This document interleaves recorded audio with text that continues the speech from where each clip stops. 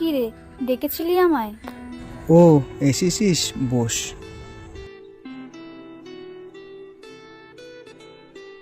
শোন, অনেক দিন তো হয়েছে, এবার তুই তোর বাড়িতে জানা আর আমি আমার বাড়িতে জানাচ্ছি। দেখ, তোকে আগেই অনেকবার বলেছি আমার অনেক স্বপ্ন আছে নাচটা নিয়ে, কিন্তু তুই তো একেবারেই রাজি না।